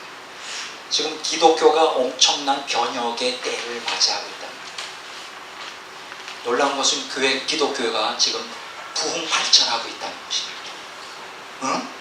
아니, 백 목사는 지금 교회가 세속화되고 지금 교인을 떠나고 지금 한국교회 개신교 같은 경우에도 지금 계속 쇠퇴하고 있는데 뭐? 전 세계적으로 보면 교회가 지금 부흥 발전하고 있어요. 지금 어떻게 지금 판도가 되느냐? 이 사람이 뭐를 분석했느냐? 과거에는 이제 이 사람이 지금 정리한 걸 잘 들어보세요. 지금 크게 이제 두 가지로 나눠요. 제1세계 기독교, 제1세계, 제2세계, 제3세계. 우리가 보통 제3세계 하면 어디죠? 아프리카, 그 다음에 남미, 남아메리카, 그 다음에 아시아. 이걸 이제 제3세계라고 합니다. 제1세계는 이제 문명의 가장 중추가 되는 서구 유럽이에요. 유럽. 이걸 제1세계고요. 제2세계는 미국이에요. 이렇게 되어 있습니다. 그런데 이 이원구 종교 사회학자가 뭐를 분석하느냐면 지금 기독교가 제1세기, 2세기, 특히 1세기 서구 유럽은 거의 몰락 단계에 있다는 거예요. 그걸 통계를 쫙 뽑습니다. 뭐 시간이 없어서 이걸 다 말씀드릴 수 없고 지금 뭐 거의 교회가 텅텅 비어가고 있어요. 뭐 영국 같은 경우에는 사실 존 웨슬리의 부흥운동이 있었던 것인데 거기가 이제 교회들이 술집으로 바뀌고 막 이슬람 모스크로 바뀌고 막 이런 막 난리가 나고 있어요. 교인들이 거의 이제 안 다녀요 교회. 거의 뭐 한 번 세례받고 거의 안 다니는 교회. 점점 종교가 없는 시대. 미국도 사실은 마찬가지예요. 미국도 지금 세속화가 가속화되면서 점점 이제 기독교가 이제 그 힘을 잃어가고 있죠. 우리 한국 개신교가 지금 힘을 잃어가고 있잖아요. 지금 제가 400만 그 이하로도 떨어질 수 있다고 통계가 나왔죠. 왜 우리는 누굴 따라가서 그렇게 빨리 급속도로 세속화되는 거예요? 미국식 복음주의다. 실용주의죠. 복음이죠. 그래서 미국이 쇠퇴하면 우리는 반드시 10년 안에 그 뒤를 따라가요. 지금 미국 교회가 좀 쇠퇴하고 있거든요. 근데 놀라운 것은 이 이원규 교수가 뭘 분석했느냐. 지금 제3세계는 지금 부흥하고 있다. 기독교가. 이야, 엄청나요. 제3세계가 지금 부흥하고 있어요. 예를 들면 그 미래의 종교라고 하는 책을 쓴 하비 콕스가 이런 얘기했어요. 1960년대에 종교가 그 어느 때보다 부흥하고 있으면 활기가 넘칩니다. 활기가 넘치고 부흥하고 있어. 그러면 제가 얘기하는 거 다 같잖아요. 세속화되고 교회가 미혹이 돼서 지금 대교를 향해 이제 점점 쇠퇴해가고 있다는 말은 같잖아요. 잘 들으셔야 돼요. 오늘 굉장히 좀 중요한 하이라이트 지금 얘기하려고 해요. 하비 콕스가 얘기하기를 종교가 그 어느 때보다 부흥하고 있고 활기가 넘친다고요. 통계에 의하면 이 이원규 박사의 얘기를 보면 유럽과 미국은 1년에 180만 명씩 기독교를 떠나가고 있어요. 이야, 엄청나죠? 1년에 180만 명씩. 그런데 중국은 인구 많잖아요. 하루에 1만 명씩 기도. 그러면 1만 명이면 1년에 얼마요? 365만 명. 계산이 빠른 사람은 365만 마이너스 180만 원 남는 장사지. 여러분 아십니까? 저도 이 책을 통해서 처음 알았어요. 10대 기독교 국가에 우리 남한의 기독교가 들어갈까 안 들어갈까? 안 들어가요. 우리는 지금 홈잡고 있잖아요. 한국 남한의 기독교가 선교사를 많이 파송하니까 세계적인 교회 천만. 10대 기독교 안에 어느 나라가 들어간지 아십니까? 중국과 인도입니다. 놀랬죠? 중국 기독교인이 엄청 많습니다. 거의 1억이 넘을 거예요. 그리고 인도도 올 10억이잖아요. 한 8천만 넘어요. 우리의 그게 지금 몇 명이에요? 1200만에서 시작해서 지금 밑으로 계속 떨어져 나가 계신 거예요. 막 8천만인가? 6천만인가? 제가 저 통계가 있는데 인도도 엄청 많아요. 원래 그거 있잖아요. 숫자가 워낙 많다 보니까 인구가 중국이 제일 많습니다. 숫자로 따지면. 중국과 인도가 기독교 10대 국가 안에 들어요. 몰랐죠? 나 처음 알았어요. 중국은 하루에 1만 명씩 기독교인이 늘어나고 있어요. 서구 기독교는 쇠퇴. 1세기, 2세기는 아주 특히 유럽 교회는 거의 이제 완전히 몰락 단계에 있는데 미국도 그 뒤를 따라가고 있는데 이제 제 3세기의 기독교는 지금 흥황하고 있다. 아프리카, 남미, 아시아. 그래서 제 3세기 기독교는 지난 100년간 17%에서 62%로 증가했어요. 대단한 거예요. 근데 여기서 한 가지, 우리가 이 유럽, 미국 제1, 2세기 기독교는 쇠퇴하고 제3세기가 흥하는 이유가 있어요. 여기서 이유를 분석하려고 해요. 1, 2세기에 우리가 18세기, 19세기, 20세기에 주로 이성 지성의 종교였어요. 기독교. 지성의 종교. 이게 머리죠. 머리로 믿는, 그러니까 교리를 믿는. 이성을 강조하는 종교였어요. 지금 21세기는 무엇으로 지금 바뀌고 있느냐? 기독교가 영성의 종교. 영성의 종교로 바뀌고 있어요. 이건 머리가 아니라 가슴이었습니다. 감성을 중요시해. 체험과 감성. 그렇죠? 감성을 중시. 이게 지금 기독교가 이렇게 바뀌고 있어요. 형태가. 뭐라고요? 처음에 뭐로? 지성의 종교, 머리, 이성의 종교에서 뭐로? 영성의 종교, 감성의 종교로 바뀌고 있어요. 지금 판도가.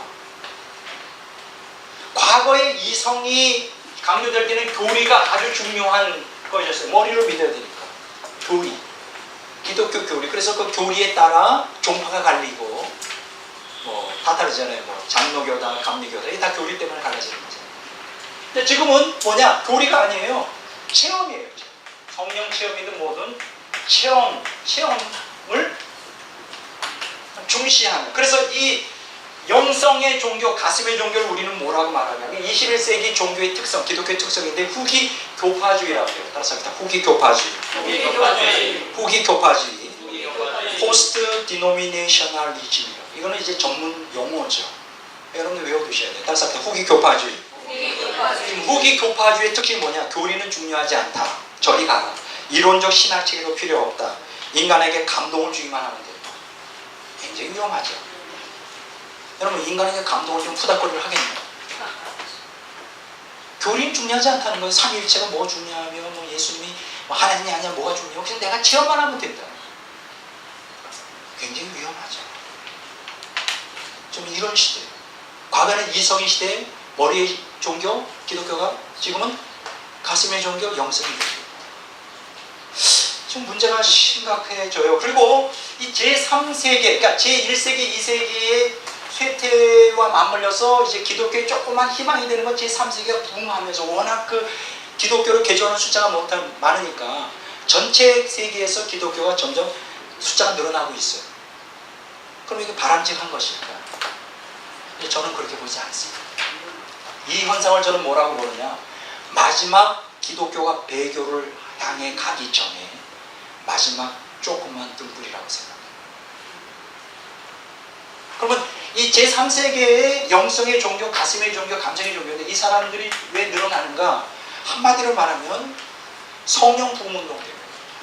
성령 부흥. 체험을 하잖아요. 성령 부흥. 그래서 100년간, 1900년에서 2000년 동안, 100년 동안 기독교 인구는 3.7배만 늘었는데 성령 운동 인구가 524배나 증가했어요.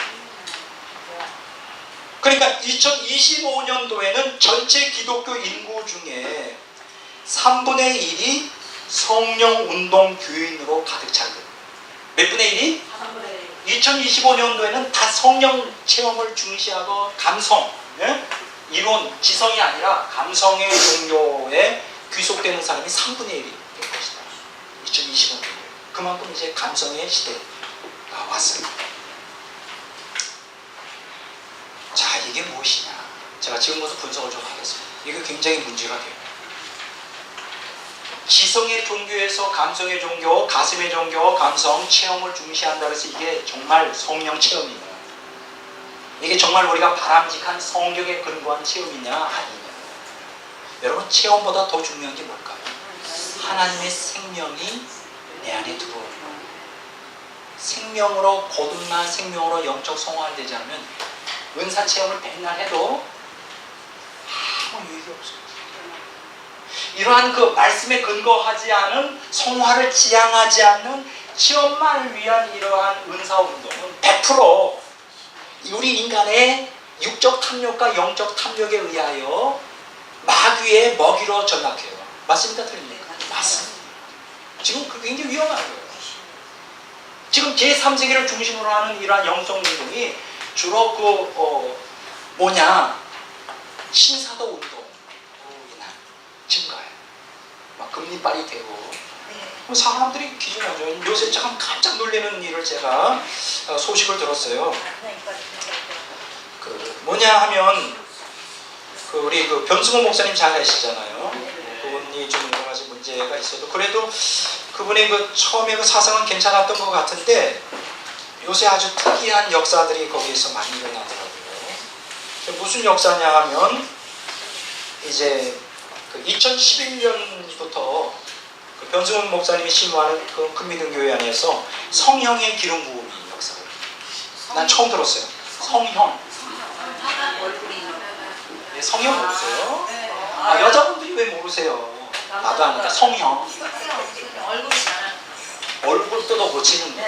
그게 성령이라 그러는데 성령의 기름 부음이 역사. 근데 제가 이번에 길거리 가다가 보니까는 길거리에 이렇게 아무아무 성령외과 개원 20주년 기념 20년 전 가격으로 선착순 쌍꺼풀 70만원 코 성령 80만원. 거짓말 안 해. 성령할 사람이 여기 가서 되게 싸지. 70만원 80만원 쌍꺼풀 하나 코 성령. 근데 이것도 돈이 없는 우리들은 너무나도 온갖 행심이지. 그러니까 돈 없는 사람들은 어딜 가야 되냐? 큰미등교회 가면 돼요. 거기서 성령의 기름 부음이 있네요. 저는 성령의 기름 부음이 있다는 건 난 처음 들었어요.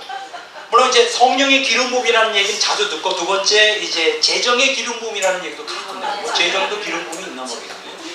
그 기름 부음 받으면 돈이 막 쏟아져 들어오나 봐요. 재정의 기름 부음. 그것도 좀 이상한데, 성령의 기름 부음은 아마 인류 역사상 아마 처음 있는 일이 아닌가. 그래서 혹시 성령 하실 분이 있으면 여기 보면 이런 얘기를 해요. 변승훈 목사님이 내가 원하는 교회에서 이런 얘기해요. 제가 꿈꾸어온 교회는 복음서와 사도행전에 기록되어 있는 것처럼 강력한 치유와 기적이 일어나는 교회. 그러면서 성령외과가 대세인 요즘 주님이 성령의 기적을 시작하셨습니다. 이제 예수님이 얼마나 바쁘신지 이제 성령외과 의사까지 하게 됐어요. 구속의 역사 말고 성령외과 의사 노릇까지 했어요. 이제 성령외과가 대세인 요즘 주님이 성령의 기적을 시작했어요. 자, 하나님께서 성령을 일으키시는데 여기 보면 2011년 9월 23일에 410건의 성령의 기적이 일어났다고 기록하고 있고 9월 21일 하루만 짧은 시간 30분 만에 206건의 성령의 기적이 일어났다고. 네, 막 난리가 났어요. 교인들이. 거기에 막 댓글을 다는데 뭐냐, 콧대 쌍꺼풀 V 라인 턱선 주님이 만져주셨다. 어제 아침에 일어난 세수하면서 제 얼굴이 바뀐 것을 알게 되었다. 금미등교회 안에 풀어지고 있는 성령의 기름 부음을 붙잡는 할렐루야 주님 저도 좀. 우와, 우리 주님께서 구석구석 만져주셨어요. 주님 제 주걱턱도 부탁드려요. 아름다움의 기름 부음이 넘치는 곳에 있을 수 있어 너무 좋아요. 주님 성령의 기름 부음이 더 풀어지게 하소서. 저는요, 내가 아무리 사람이 넓은 마음을 갖고 있어도 난 이건 인정 안 해. 내가 웬만하면 이런 얘기 안 하는 사람인데 이건 말도 안 돼. 제가 왜 이 얘기를 하는가? 여러분들과 제가 정말 우습겠지만 성령의 기름 부음, 이게 누구하고 우리하고 무슨 상관이 있어요? 예수님이 성령의 기름 부음 보여주기 십자가에서 못 박혀 죽었나요? 그렇게 값어치가 없어요. 나는 아니라고 생각해요. 이렇게 난리가 핀, 이렇게 이 탐욕의 복음 아니에요? 탐욕의 복음이 이게 인간의 육적 복음, 영적 복음이 다 결합돼서 얼마나 좋아요. 그래서 사람들이 그 교회에 막 넘쳐나요. 10,000명이 넘었어요. 15,000명 더 이상 돼요. 나는 그건 아니라고 생각해요. 이거는 철저히 마귀의 미혹이라고 생각해요. 오늘날 사람들이 이게 옳고 그름, 이게 도대체 성령의 기름 부음이 어떤 목적을 있는지 따지지 않고 지성의 종교를 갖다는 거예요. 그냥 난 체험하면 된다. 나만 행복하면 된다. 그렇다고 해서 우리가 분별을 잘해야 돼. 정말 잘해야 돼. 지금 오늘 현대 교회가 지금 심각한 문제 있는 게 이 물질 문명이 발달하면서 교회가 세속화되는데 이 탐욕. 그런데 중요한 것은 기독교가 1세기, 2세기는 몰락하는데 이 3세기만 부흥한다. 그 3세기가 부흥하는 데는 신사도 운동, 즉 이러한 성령의 기름 부음 같은 이러한 그 초자연적인 역사를 중심으로 하는, 그래서 사람들이 이 3세기는 다 가난하잖아요. 가난하고 못 살고 환경이 어렵잖아요. 우리도 그랬죠. 우리 한국 기독교도 처음에 70년대, 80년대 경제 부흥을 막 할 때 교회가 1200만까지 올라갔다 하지 않아요. 교회가 그 경제가 부흥발전하니까 어떻게 다 떠났죠. 하나님 필요 없는 거예요. 경제가 어려울 때는 교회 나가면 위로 뭐 그래도 쌀이라도 좀 밀가루라도 얻어먹을 수가 있었잖아요. 저는 사실 제가 초등학교 때 과자도 못 사 먹었어요. 그래서 제가 어떻게 하나님께 꿰었느냐면 초등학교 4학년 때인데 꼭 교회에서 1년에 2번 과자를 줘요. 그것도 하나가 아니라 봉지로 줘. 크리스마스 때하고 부활절에. 그러면 제가 양심이 있잖아요. 교회 안 나가다가 부활절 딱 나가면 안 되잖아요. 그러니까 부활절 전에 한 2-3주 전에 뜸을 들였어요. 그러면 이제 얌전하게 이제 부활절에 딱 오지. 계산 다 해놓는 거예요. 그럼 부활절에 딱 받아 먹고 한 봉지. 얼마나 좋든지. 그리고 또 양심이 있지. 그냥 꼭 끝났다고 해서 그냥 안 나오면 안 되냐. 한 2-3주 또 나오다가 이제 안 나오는 거야. 이제 그지. 그게 그때 먹은 게 얹혀가지고 예수님을 믿게 됐지. 그것 때문에 믿게 됐어요. 양심의 가책을 갖고. 그것 때문에 그 과자 먹은 것 때문에 하나님을 빚져가지고 제 스스로 중학교 2학년 때 이제 걸어 나갔잖아요. 교회. 근데 요새는 그게 안 통하는 것 같아요. 과자 보지도 않아.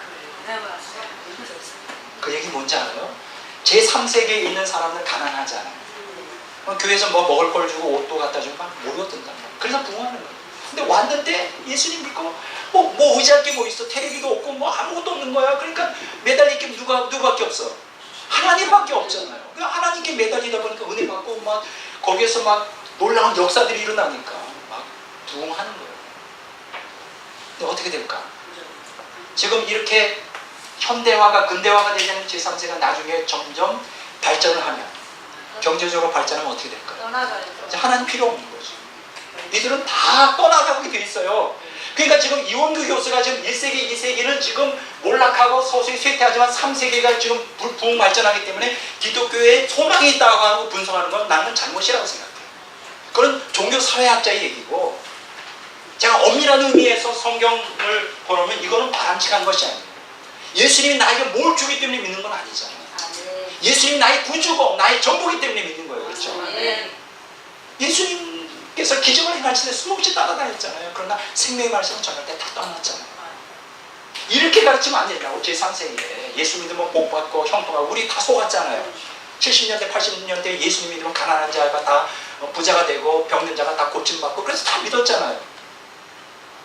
그리고 다 부자가 되고 다 떠났잖아요. 그게 아니란 말이에요. 그러니까 바른 신학을 바르게 가르쳐서 우리가 고난도 가르치고 주님을 따르려면 십자가 져야 되는 거 다 가르쳐야 되는 거예요.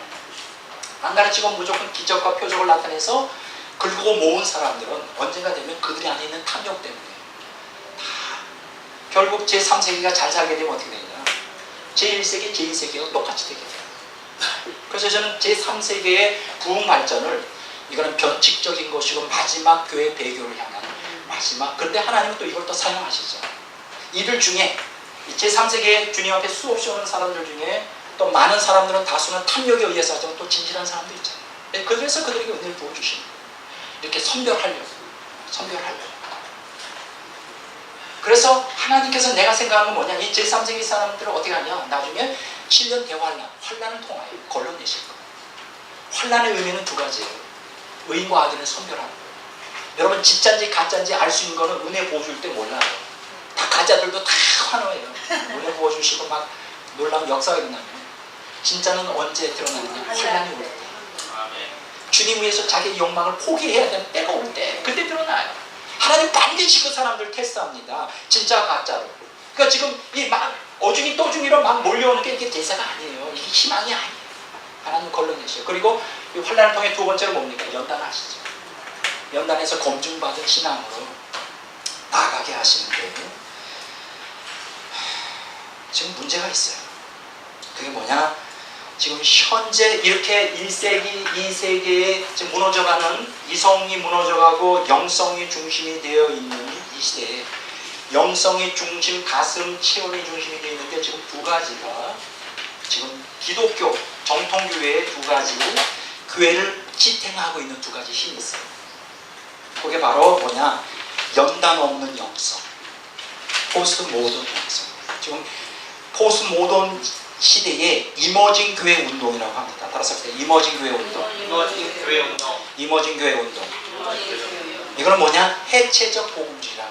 복음주의를 해체하고 포용적 복음주의 아무거나 다 받아들이는 거예요.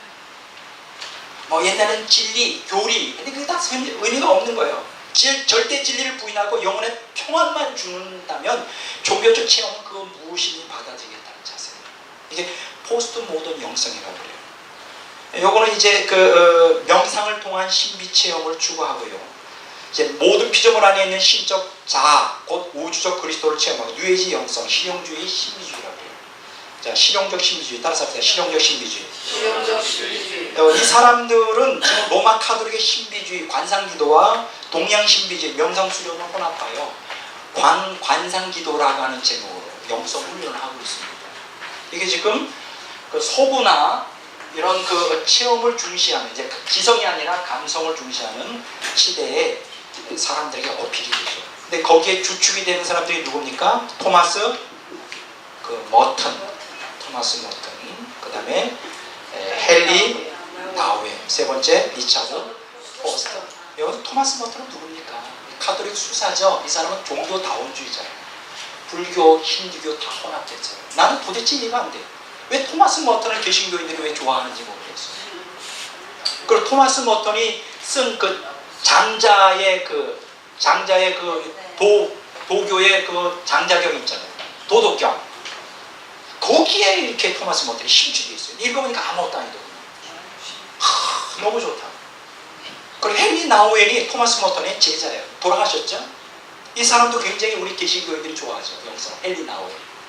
근데 내가 요 근래 알았어요. 헨리 나우엔은 만인 구원설자예요. 예수님 안에도 아무 종교나 믿어도 다 구원받는다. 두 번째로 이 헨리 나우엔은 동성연애자예요. 인터넷 뒤져보면 다 나와요. 일생 결혼하는 동성연애자였어요. 이 사람은 남자면서 남자에 대한 그 사모함이 아주 넘치는 사람이에요. 아주 참. 근데 왜 나는 개신교인들이 헨리 나우엔의 책을 좋아하는지 난 모르겠어요. 리차드 포스터도 마찬가지예요. 토마스 머턴, 헨리 나우엔, 리차드 포스터. 그래가지고 이 세 사람이 오늘날 기독교의 이제 포스트 모던 영성을 주도하고 있고 이모징 교회 운동의 핵심을 이루고 있는데, 이러한 것들을 여러분들이 아시기 위해서는 그 여러 책들이 많아요. 제가 여기다 적어놨죠.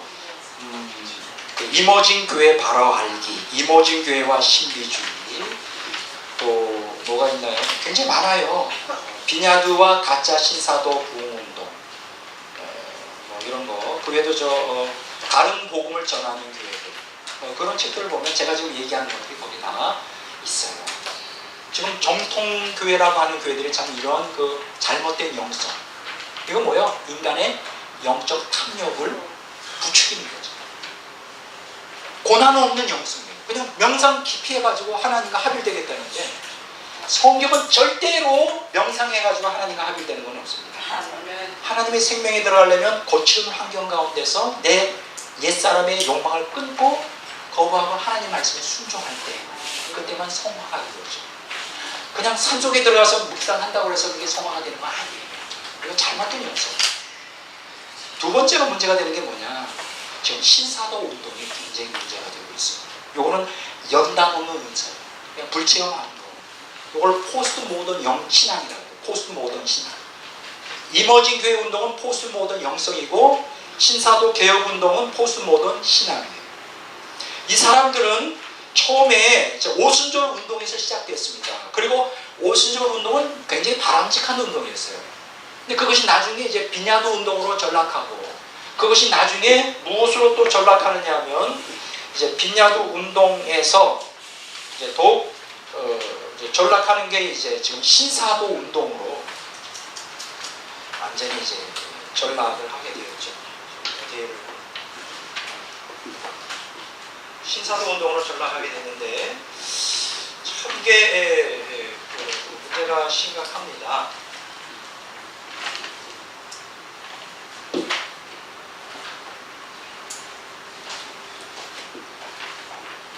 지금 자료를 지금 찾고 있는데, 자료가 어디 있네요.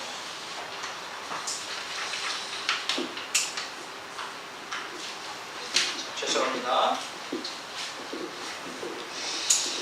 이 신사도 개혁운동, 따라서 합시다. 신사도 개혁운동. 이 이 신사도 개혁운동이라는 게 뭐냐? 신사도 개혁운동은 한마디로 말하면 2000년 전에 사도행전 때 사도들이 가지고 있던 권위와 능력, 파워, 그걸 오늘 우리도 행사할 수 있다. 물론 할 수 있겠죠. 그걸 제가 부인하는 건 아닌데, 이 사람들이 그것을 행사하려고 하는 근간의 목적에 보면 번영신학에 근거한 지배신학을 갖고 있다. 여러분, 번영신학이 추구하는 게 두 가지잖아요. 하나는 믿음운동과 은사운동인데, 번영신학이 뭐예요? 믿음과 은사를 통하여 이 땅에서 행복하고 성공적인 삶을 살겠다는 거 아닙니까? 그거는 지극히 하나님 중심적이지 않다. 탐욕을 부추기는 거죠. 이 번영신학에 근거한 지배신학, 도미니언 디알라지라고 해요. 따라서 지배신학. 지배신학. 예, 그래서 신사도 개혁운동을 다른 말로 말하면 지배신학이라고 해요. 여기 지배신학이라는 게 뭐예요? 세상을 다 지배하겠다는 거예요. 그래서 두 가지를 이 사람들은 얘기합니다. 부의 이동과 칠권력, 통치하겠다. 칠권력은 뭐예요? 정치, 경제, 문화, 사회 모든 중요한 이 세상 사회의 제도의 꼭대기가 되겠다. 우리 기독교인이 다 지배해야 된다. 그게 하나님의 뜻일까요? 하나요? 세상을 다 지배하면 우리는 반드시 세상에 의해 점령당하게 돼 있어요. 성경이 세상을 사랑하지 말라는데 세상을 다 지배하겠다고? 그리고 세상을 지배하려면 뭐가 필요하냐? 돈이 필요하다는 거예요. 그래서 부의 이동을 믿어요. 이 사람들이 계시 가운데 받았다는 거예요. 이 칠권력 운동을 하는 사람들에게는 재벌들이 감동을 받아. 막 돈을 억수로 쏟아 부어준다. 이 두 가지. 여기서 우리가 깨닫게 되는 게 뭐예요? 이 신사도 운동은 그 중심에 보면 인간의 그 육적 탐욕이 그 밑에 아주 깊이 깔려 있는 것이죠. 근데 이 신사도 운동을 갖다가 주도하는 그 움직이는 그것을 역동적으로 만들어내는 게 바로 은사예요. 금이빨이 된다든가 지금 금사라기가 떨어진다든가 심지어는 이제 성령의 기름 부음 같은 게 있기 때문에 이제 거기 여자들을 억수로 갑니다. 돈 없고. 여러분들은 혹시 가고 싶나요? 예, 얼굴이 주걱턱이라. 글쎄 참 이게 참 문제입니다. 이게 참 너무나 심각한 문제예요. 그래서 근데 여러분 보세요. 지금 이 오순절에서 변질된 그 빈야드 운동, 그 빈야드 운동을 주도했던 사람이 존 윈보라는 사람인데 프리메이슨 33도입니다. 아시죠? 번영신학 하면 우리가 대표적으로 두 사람을 들 수 있죠. 로버트 슐러, 조엘 오스틴. 이 사람도 프리메이슨 33도입니다. 그리고 신사도 운동을 주창하고 만들어냈던 사람. 그러니까 신사도 운동은 피터 와그너라고 하는 교회 성장학을 했던 사람이 이제 옷을 바꿔 입은 거예요. 교회 성장을 한참 했는데 이제는 기독교가 성장의 한계에 도달했어요. 그걸 갖다가 타게 나가기 위해서 옷 갈아입고 기차를 바깥한 게 이제 신사도 개혁운동이에요.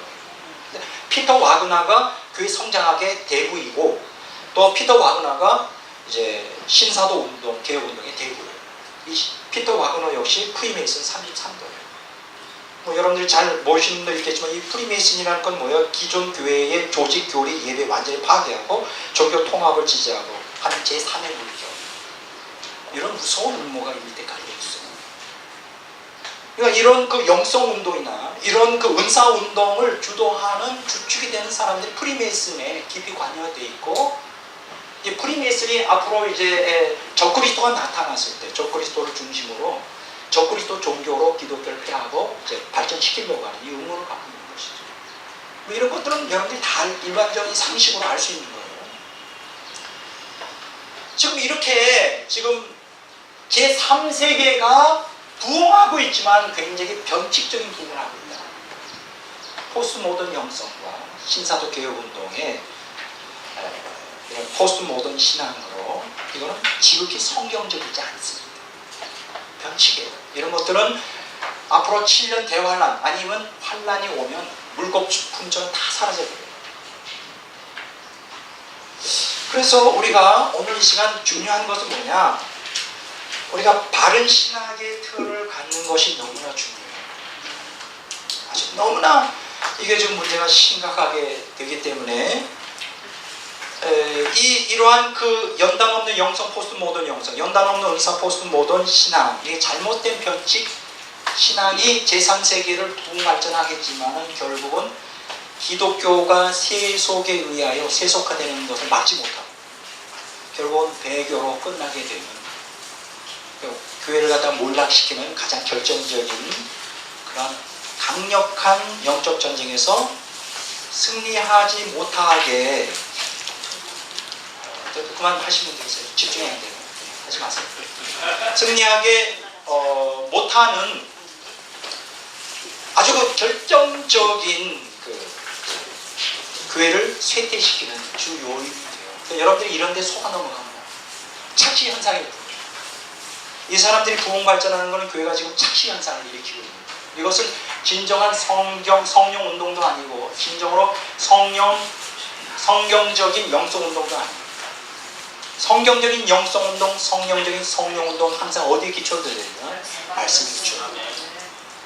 어디를 기초되어야 되냐? 십자가에 기초되어야 돼요.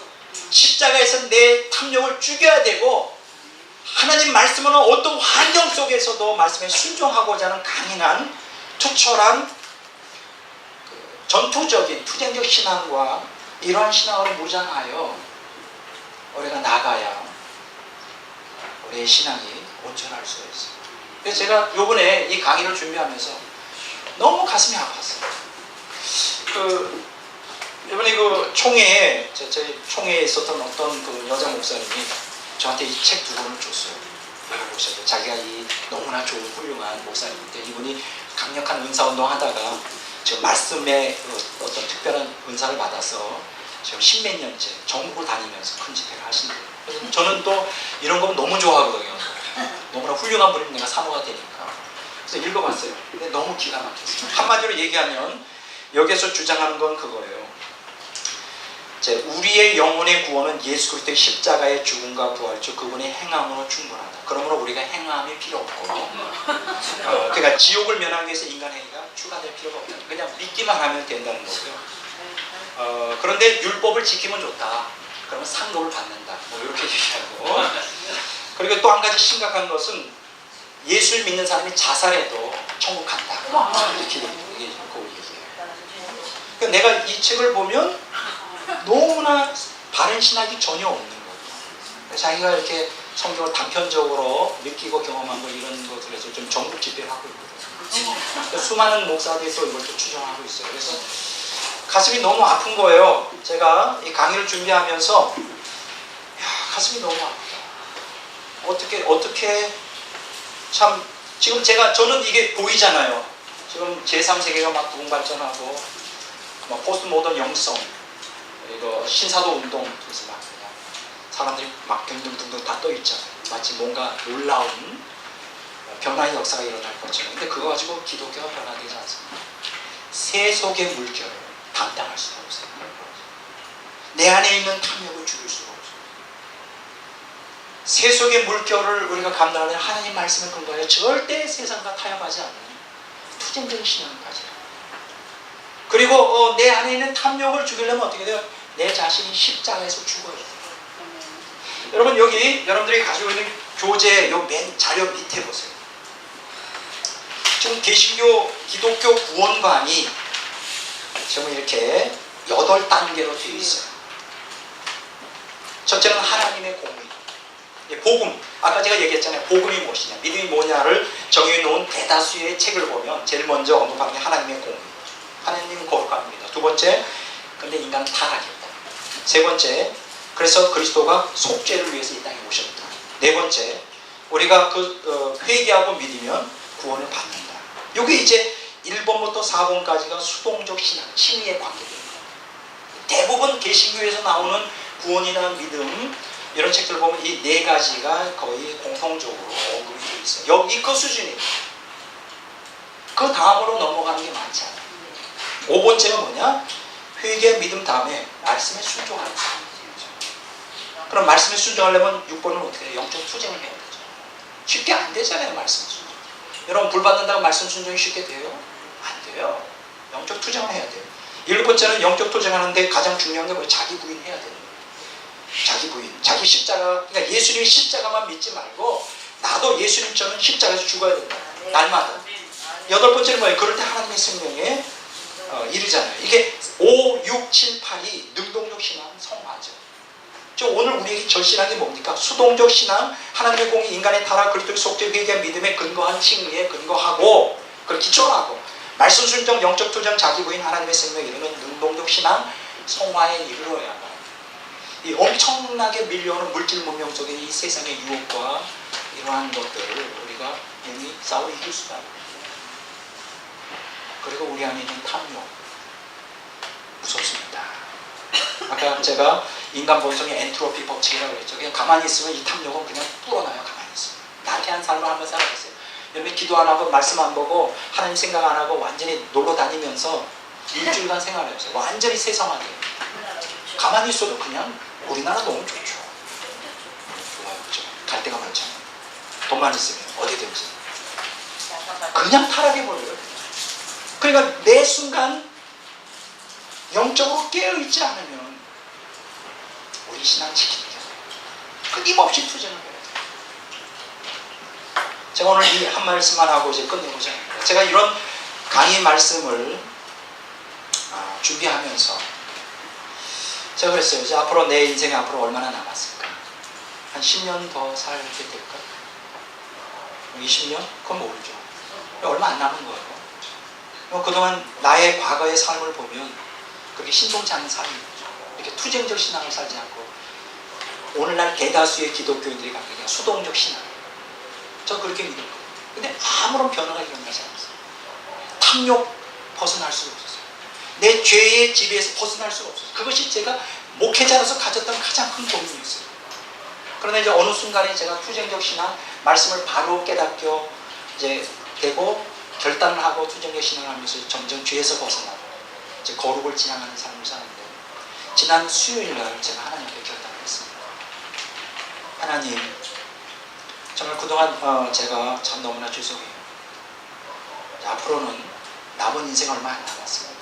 이제 앞으로는 주님께 조금이라도 마음을 아프게 하는, 마음을 상하게 하는 이제 안 하겠습니다. 물론 내 힘으로 힘들지만 안 하도록 최선을 다하고 주님의 능력을 힘입고 은혜를 힘입어 정말 주님이 나의 삶의 전부인 삶을 살아갔습니다. 결단을 했어요. 그 결단을 하게 된 가장 중요한 것이 이제 이번에 프랑스와 페넬로의 그리스도인의 완전이라는 책, 로렌스의 하나님의 임재치요, 그리고 그 쟈누 기용의 이제 순전한 사랑이라는 책이 저한테 굉장히 큰 도움이 됐어요. 그래서 제가 지난 수요일에 결심을 했습니다. 이제 매일 하나님의 임재 연습을 하겠다. 그래서 깨어나서 잘 때까지 24시간 항상 하나님만 생각하겠다. 항상 하나님만 그리워하겠다. 쉽진 않겠지만 내 온 몸과 마음이 다 온전히 하나님으로 나의 삶이 전부. 그래서 날마다 매 순간 고백해야 되겠다. 하나님 사랑해요. 제가 임재 연습을 이제 구체적으로 하기 시작했어요. 옛날에 그냥 내버려뒀어요. 마음 가는 대로 그냥 흘러가는데, 근데 그렇게 해서는 안 되겠더라고요. 근데 그렇게 하니까 너무 좋아요. 마음에 뜨거움이 임하고 너무 좋아요. 그래서 지금 오늘날 우리가 지금 다수의 기독교가 잘못 가고 있는 건 틀림없어요. 영적 탐욕, 육적 탐욕을 따라가고 있는데 저는 너무나 부족하고 아무것도 하나님께 드릴 게 없지만 저라도 부족하지만 주님께 기쁨이 됐으면 참 좋겠다. 그래서 제가 굳은 결심을 했습니다. 앞으로 저는 임재 연습을 계속 해나갈 것입니다. 여러분들도 그렇게 하길 바랍니다. 하나님만 생각하고 다른 생각하지 않고 항상 하나님께 초점을 맞추고 하나님을 그리워합니다. 이게 비정상적인 신앙인가요? 정상적인 신앙이죠. 그렇게 세속화되어가는 시대에 저와 여러분들 비록 부족하지만 우리라도 주님 앞에 기쁨이 되는 우리 사역자들이 됐으면 참 좋겠습니다.